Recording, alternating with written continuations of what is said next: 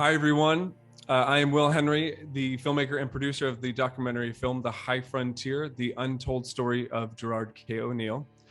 Today on the show, we're going to be talking about the man, Gerard K. O'Neill, who inspired people like Jeff Bezos, Elon Musk, those leading the space race of today. We're going to be talking about Jerry's Kids, the underground movement that is resurfacing to make a better planet by venturing out into space. And lastly, we'll be talking about how religion and politics in the 80s blocked us from space travel when we had the technology. Stay tuned. Welcome back to our delicious conversation with filmmaker and writer Will Henry. Will Henry was behind a movie that we've been talking about in part one. I watched the movie. I absolutely love the movie. The movie is called The High Frontier. It's the untold story of Jerry O'Neill, and Will is the senior producer at Multiverse Media. This is a fantastic movie about an amazing man who you may not have heard of.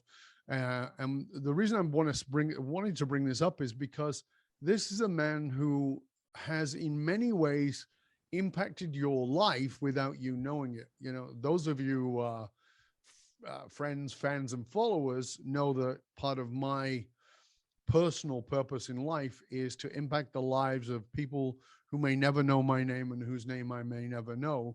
And, you know, one of the people who did that so well is Jerry O'Neill, because a lot of people don't know who he is. They don't know his name, and he certainly doesn't know theirs as he's passed.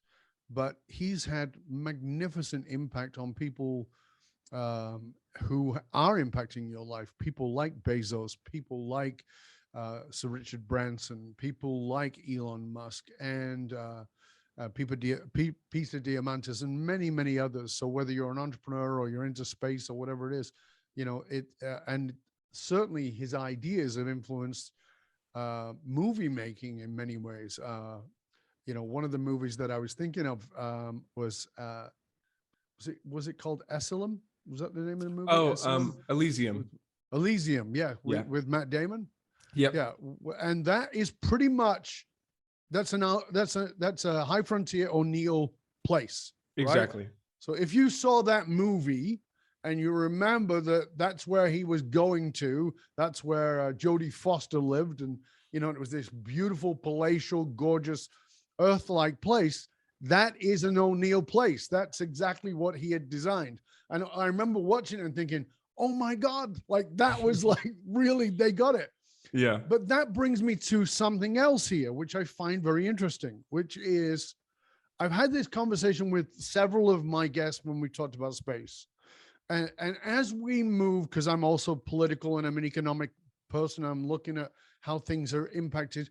And when I look at the division between the absolute poor and the absolute wealth and the fall away of the middle class, everything seems to get divided into two classes moving ahead.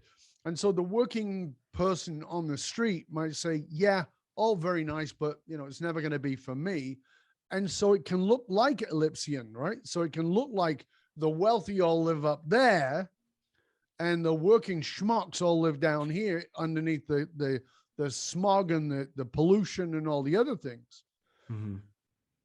I know that was not Jerry's idea, but talk to us a little bit about what you've learned about the thoughts on it. Because we talked about the resistance from religion, the resistance from fear, but this is a very real thing, which is the division of classes. It's a great question too, because I think that, you know, I've gotten that question a lot. You know, is this just, it even starts with just, you know, people going to space for these quick trips, you know, these, you know, 15-minute trips with Blue Origin. In fact, my boss and the investor and executive producer of this film is going to space on Thursday for 15 minutes. Yeah. On the NS-19 flight, the New Shepard flight with Michael Strahan. And it's because, you know, that's what's happening now. And we all want things to happen within our lifetime. Yeah. And to just jump back real quick, Jerry's legacy was wonderful during his lifetime, but it's only growing, and he won't know that. But that was the purpose of his legacy, was that it would grow. And when we think about the class system of how it's going to split up at first, you know, we were talking about space habitats of 5 to 10,000 back in the 70s, and then it turned to 100,000 by the 80s, and said, we could not just have 1 or 10, we could have 1,000 of these because they can replicate themselves. They would just grow and grow, and now Blue Origin is talking about filling these with 10 million people and then building hundreds and hundreds of them. And when you're at that capacity, it's going to take some time to get there, but it's also, it may not all happen during our lifetime. I also tell people that they look at these beautiful images of what an O'Neill cylinder would look like, and I'd say, well, those trees got to grow. They don't just put a tree up there and it's done. It still has to grow. So yeah, I think, a lot of people compare it to when when Europe came and civilized, or not rather civilized, but sort of colonized in a way, for lack of a better term. During that time, they colonized the West. And at that time, people were saying very similar things in Europe, of saying, well, you guys are going to go off and you're the people who can afford to go, and you're going to, fill it with people who you're going to treat as slaves. And that is terrible. And I think we need to look at that and say, okay, how do we not do that? How do we go and do this in the best possible way? What have we learned from that experience? And how do we take that with us into space? Because I will tell you, I've been so enamored and touched by the human elements that everybody in the space industry is interested in. I've never worked in an industry where so many people cared so much about how we can make people better in the future. There are so many wonderful people, including people in the film like Loretta Whitesides, who are just changing how we think about treating each other and how we take that into space. And so, yeah, I think during our lifetime, if we succeed in building any of these O'Neill cylinders, there may be a point where it is either the rich or the super poor, because they're the ones who have to maintain these things until we're ready to go up. And I just hope that if this works and it's a smart idea, and that we've solved issues like climate and overpopulation and hunger, and any of this works in a positive manner, that over time, it won't look like the history of America. It'll look like a much, much, much better version of that. And it's not just about classes by that point. I hope you're right. I've always been very much an optimist around those kinds of things, but I'm also a student of psychology and of history. Mm-hmm. And I know, particularly in America, human beings are they have a very short memory. They tend to forget what happened, and they tend to repeat their mistakes. Right. And that's unfortunate. And, we talk about colonizing space, but we've also, as you mentioned, we colonized the Americas, we colonized other countries, and some of them still haven't recovered. Right. Multiple hundreds of years later, we're clearly not learning particularly well. And I think that the potential shift in it is in what you were saying earlier, that the people behind the space idea, the whole thing as a big platform, tend to be more humanitarian based. And that may be the saver. But then you've still got politics, money, and religion. And those three things can be pretty powerful. Right. And it's such a grand idea to think that it's going to be controlled by the people that I think of off the top of my head. It's going to be so big if we do something like this, that there are going to be places where we get it wrong. I think there's going to be a lot of us getting it wrong. And you're absolutely right. I think I try to be an optimist. In fact, making this movie made me more of an optimist. Sure. But I really, really hope, because I know I grew up as someone who was a major advocate for climate change. I was almost neurotic about it. It drove my parents crazy. And I just hope that this could be part of the answer. I know we're going to screw up parts of it, but I hope not too much. Right. So let's go to the thing you talked about before, which is this resurgence of the O'Neill movement, the resurgence of his ideas, the resurgence. You and I met through a community that we're both involved in, that is, again, filled with these wonderful people. And they are everything from filmmakers to physicists and scientists and people like me and you, I mean, it's vast. So talk to us about this resurgence of O'Neill's ideas and trying to carry the idea forward. As I said, we're still confronting the religion, power, and money issues. So talk to us about the progress. Right. Well, I think I must make a mention at this point of this group of people who are called Jerry's Kids. Yes. In fact, that was the working title of the film before we made it The High Frontier. And that was the original idea. Dylan Taylor, the executive producer, set out to make a movie called Jerry's Kids about the people who were inspired by O'Neill in the 70s, 80s, and 90s, and then decided to go off, become successful in whatever they were best at, and then come back together and try to reignite the spark of O'Neill's ideas. And so a lot of those people, I mean, you've had people going off into, policy. You've had people going on to philanthropy, like with the X Prize. You've had people go off into the private sector. You've had scientists go off and work on their expertise, and so on and so on and so on. But they all knew that life would go on, and as they got successful, they'd come back to try to achieve this goal of building these habitats in space. And so now, I'd say around when SpaceX landed their double boosters at the same time, the automated boosters that landed side by side back on Earth, and they were reusable. I was told that that's the moment when a lot of them started calling each other again. And they said, we need to all get back in this and figure out how we can make this happen, how we can further the idea of the O'Neill cylinder and really, come true on our promise. And that also coincided with the launch of Blue Origin. And Blue Origin came out, actually during the making of the film, Blue Origin came out publicly and held a conference about how Blue Origin's goal was to make O'Neill cylinders. And they said, oh, great, cool.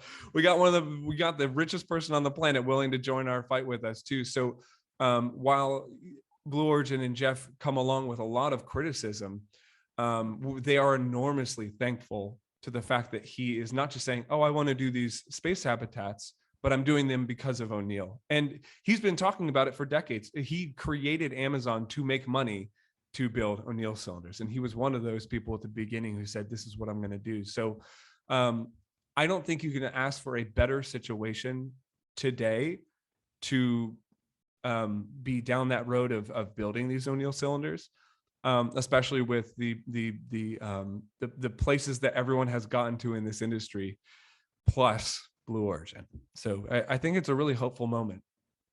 Yeah, I wrote an article way back when I talked about if Jeff Bezos isn't following his passion, why are you? And I talked about, you can think that Jeff Bezos's passion is to sell shit online. He actually doesn't care about that. That his purpose is what matters, and his purpose has been since he was a teen, the O'Neill cylinders. He talks about, as you said, he talks about O'Neill with great honor, really great respect for this man who clearly inspired him. And we can think what we want to think about Bezos. Like I said, when I think about the creator of Apple, I think about a guy who was a dick, but he was still a genius. I can hold him in both camps. Sure. I can think that, Bezos may not be great to his workers, but he definitely doesn't think like the average chicken out there. I mean, he's thinking in very, very big ways that are potentially very good for humanity. We may have to pull the reins a little bit here and there, but it's that purpose of the O'Neill cylinders that drove him. And do you, based on the research, and you were interviewing and finding people who were connected to to the family, and then the movement as it moved out into the world of movies and into the world of space exploration, or do you find any evidence that suggests to you that the O'Neill cylinders will actually take place in or at least, maybe not in my lifetime, but in your lifetime, that we will have an O'Neill cylinder? Is there I any think we real will. evidence of that? I Really? think we will. Yeah. And I think that, but like I said, there's the momentum, the drive, the money, and the infrastructure, and the engineering, and the physics, and the science to make it happen in our lifetime. Mm-hmm. What needs to happen is for those sequences to continue. And yes, I think we will. I don't think there's any practical reason why we wouldn't. That said, there's only one company that can afford it right now, and one company that's doing it at the same time, have the money Right. and has the interest in doing it. And if that company were to fall apart for whatever reason, then I think that that may not happen, Right. because it takes so much money to do this, so much Mm-hmm. money to get it started. It will actually end up making whoever decides to do it 100 years from, the first one being out there, they'll be making a lot more money coming back Cool. after they build the thing, which is, I'm sure, partly why, down the line he's thinking that way at Blue Origin. But if Blue Origin continues and doesn't fall apart, or Jeff, disappears or whatever, if that institution continues, I think we will see it in our lifetime. I think we could see it in the next 2 decades. Yeah, because the reason I ask is because so much of it fell apart when Jerry O'Neill died. Mm-hmm. And I know that other people have started to pick up the baton now, with Peter Diamandis among them, Mm-hmm. but Bezos is the guy. He's the guy right now. And Yeah. so if Bezos drops dead for whatever reason, Right. that's what I wonder. Is this just another way to stall the bloody thing? That's why I was asking about that. For you've made this movie. You went to film school, you did all those things. Did you, you said you were, as a kid, you drove your parents' pet around climate change, but Yeah. did you think about the space thing? Was that part of your world before this? Not at all. No, and I'm very public about that too. That I was raised by a world-renowned chemist and a brilliant. She doesn't let me call her a botanist, but she's a botanist. She considers herself just a brilliant gardener. But 2 scientists were my parents, Right. and so I grew up a neurotic science geek. I was also an athlete, so there was this like weird kind of duality. Because you were supposed to play pro ball, right? That was the goal. Yeah. And I can tell you more about that later if you like, but that was my goal, which was to play pro ball. And I was very close.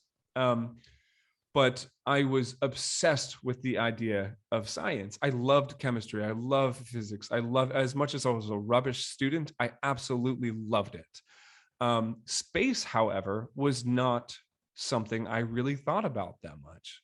I thought about astronomy. What kid didn't?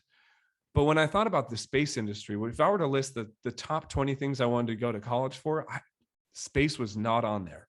Right. And nothing that would even lead me to space was on there. Mm-hmm. And I remember when I was contacted about the film, and I knew that it was about a physicist at Princeton.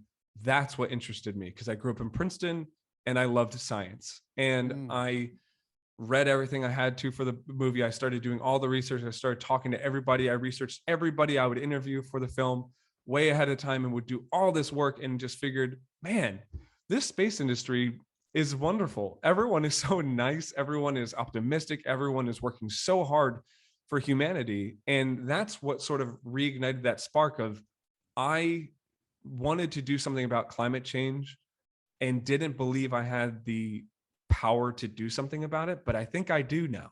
I think I actually do, and it's because I'm going to get to make this movie, and let's see where that goes. And it's gone in a great direction. I'm still working in this industry 2 years later. So how is talk to us a little bit, because I want to go to the other side for a minute. Talk to us about how people are responding to the movie, because I know that, quote, Jerry's kids, or people who even remember Jerry O'Neill, they're going to love the film. I don't doubt that. Right. If you're a James Brown fan and there's a film about James Brown, you're going to love it. Right. Yes. So, okay. But what about the rest of the world? What about, because I know that you and I had talked about this in our previous conversation 8 months ago, when we talked about high school kids, and talk to us about the impact there. Yeah, it's really exciting. Everyone is loving it. And I was not expecting that, 9 months after its release, I'd still be saying that. I thought I'd be getting a lot more negativity about the movie. I thought that I'd hear a lot more negative responses or criticism, even. And that's just not the case so far. That said, we fully believe that this film will have a long life. The longer the space industry grows, the more this film will get watched. And we are doing everything in our power to get this in front of students. We're doing everything in our power to get this in front of our armed forces, because now we are venturing out into the cosmos as an armed force. And which is definitely obviously what we need, because we need an armed force to go to space. God, Bennett. I know, Talk right? about presuming enemies. Well, I'll tell you this: we were given the opportunity to share it with the armed forces, and our immediate reaction, well, my immediate reaction was, "Oh gosh, I'm not sure I'm a fan of that." And then Dylan Taylor made a really good point. He says, "Well, if they're going to be going, there's nothing we can stop them, but we can at least show them the movie, and maybe that will make them better people when they go."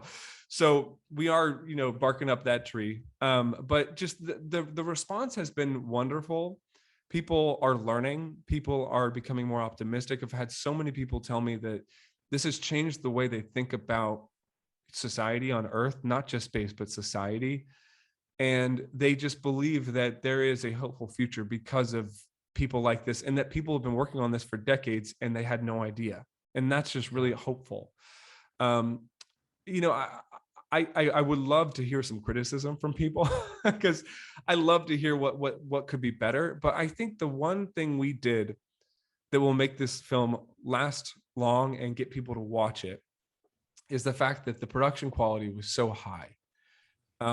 We created some incredible CGI graphics of being in these cylinders, of being in space, and how they would work, what they would look like, how they'd be built. And the number one reaction we've gotten is how high quality those were. And it was almost like watching an informative Star Trek or an informative Star Wars, or either, so that's been really nice.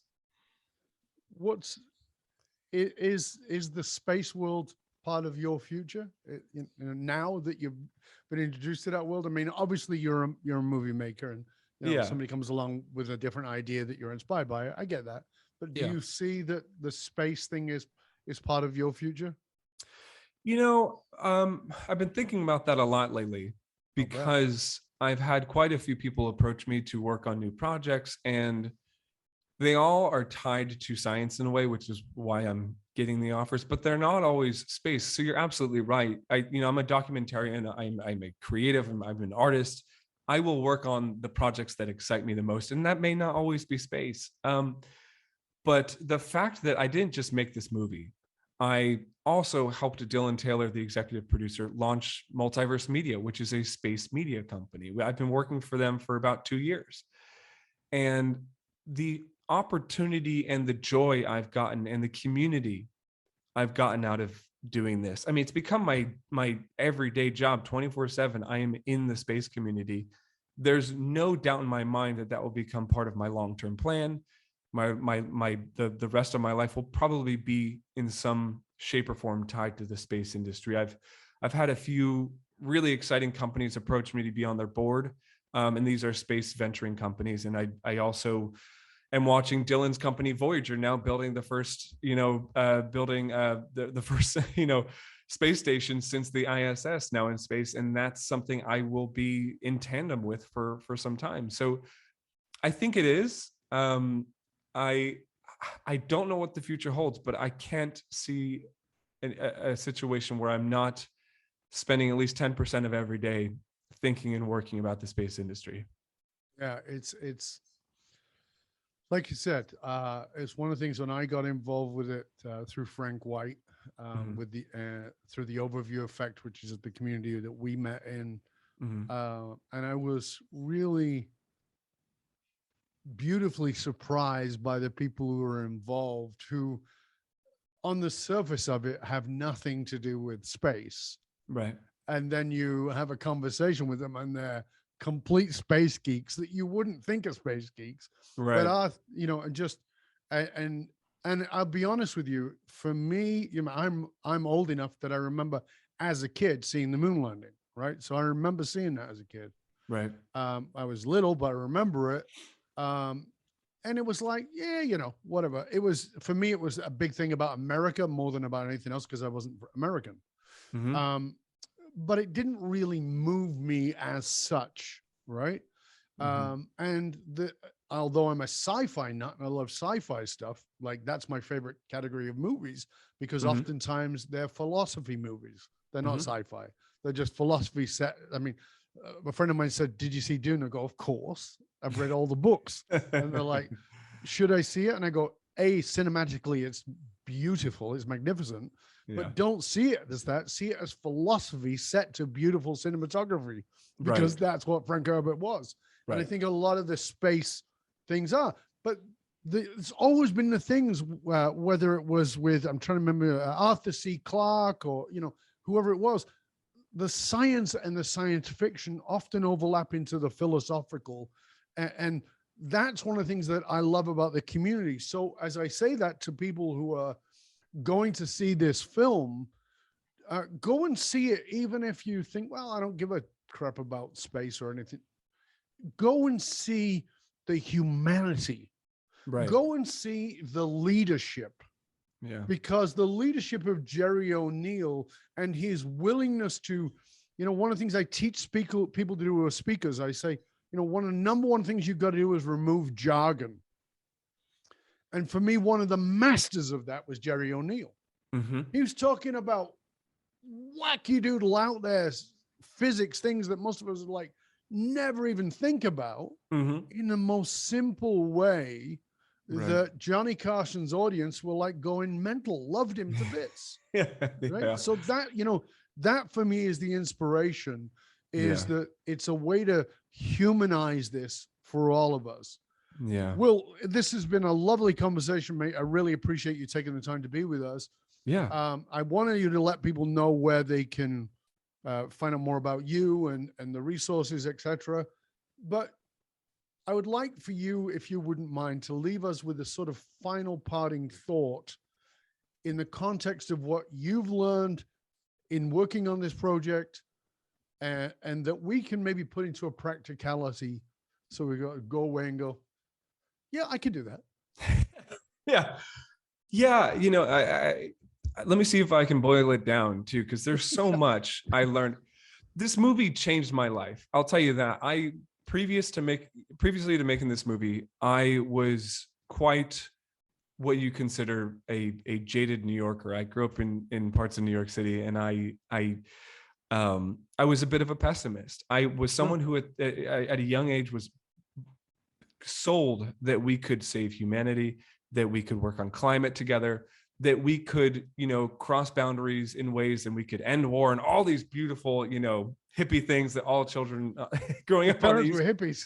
all these exactly, yeah. And so I got to a point where I was getting quite jaded with with the film industry I was working in. It was just absolutely tirelessly working every single day, day in and day out, and was trying to be a leader of my own life, but also a leader of something that mattered, and to do something good along the way. And I was very close to sort of just giving up on all that and sitting back and saying, cool, I'll work a 9-to-5 job and let somebody else lead my life and let somebody else sort of oversee my work for the rest of the time. And then I got the opportunity to work on this film. And the short of it is that anyone listening, go watch the movie. And if you can, read the book, The High Frontier, because it will change your perspective on not just space, not just science. And seriously, you're absolutely right, Doug. You do not need to care about space or science for this, but they will change your perspective on that. It's about humanity and being a leader that people will listen to and a leader that matters. And there are so many people I've worked with over the last 10 years, and I've had a lot of leaders lead me. Mhm. And those leaders have had positives, they've had negatives. There's been bosses or leaders in my life rather who have lifted me up and have given me so many wonderful opportunities and have just been an absolute joy to work with and have made me a better person. Mhm. And then there's ones who squashed me. Of course. And in the making of this movie, I was able to throw out pessimism. I was able to throw out my jaded New Yorker background and say, I'm a human being and that matters. Let me go out there and do something good. And that is at the basis for any good leader, I believe. And I am enormously, enormously thankful to have at least learned about O'Neill, not just learn about him, but make a movie about him. So I can't stress enough, if you care about people, go watch the movie. It's only an hour and a half. That's really great. Thank you. So with that, tell everybody where they can go find the movie to watch it and where they can find out more about you and all your resources. Absolutely. You can find out more about me at willhenryfilm.com. And then anything and everything you want to know about the movie is at thehighfrontiermovie.com. And that's where you'll find streaming links. You'll find the DVD and Blu-ray, and then obviously our merch, all the articles, all the festival nominations and awards that we've won. And then if you watch the trailer and still don't want to watch the movie, I don't know what to do. It's a great trailer on there. Yeah, I think that's probably true. If you don't want to watch the movie after you've seen the trailer, yeah, that's okay. don't worry about it. Move on. Yeah, you're fine. You're fine. Enjoy your sandwich and move on. Yeah. Okay. Well, Will, this has been again a pleasure and an honor, sir. Thank you very much for being with us. We really appreciate it. And of course, we will make sure that all those ways of catching the movie and finding out more about will be put into the show notes. And we'll put those there for you. Until next time, remember that you can hang out with other conscious leaders. You can chat about this episode or any past episodes inside of our Facebook and LinkedIn groups. Just go look for the Leadership and Loyalty podcast. It doesn't matter how successful you are. If your employees and your customers don't understand what gives your company meaning, you're only working at a fraction of your true capability. To find out how you can hire me, Dov Baron, as a speaker or leadership strategist for yourself or your organization, simply go to dovbaron.com. That's DOVBARON.com. Because unified actualized meaning is the one single monolithic difference between mediocrity and greatness for all individuals and companies. I want to thank you for sharing the show with everybody you know. Till next time, stay curious, my friend. Stay curious about what's out there, what's in here, and what we can do with what's in our heart. When we go to humanity and we look out into space, maybe we find something that we've been looking for a very long time. I'm Dov Baron. I'm here to assist you, tapping into your deepest meaning to reach that next level of clarity, focused purpose and profit in your business, your life, and your leadership impact. And I am out.